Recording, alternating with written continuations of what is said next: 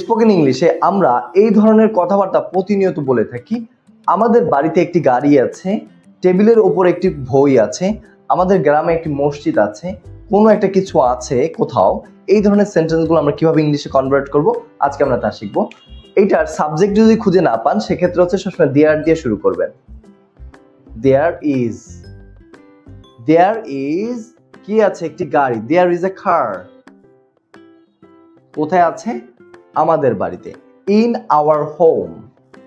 In our home অথবা house. দেখুন, টেবিলটির ওপর একটি বই আছে, সেম জিনিসে হবে দেয়ার ইজ কি আছে? একটি বই। দেয়ার ইজ আ বুক। কোথায় আছে? টেবিলটির উপরে। On the table.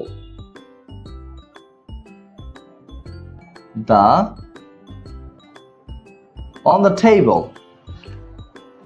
এখন আরেকটা যদি আমি বলি, আমাদের বাড়িতে একটি মসজিদ আছে অথবা আমাদের গ্রামে একটি মসজিদ আছে।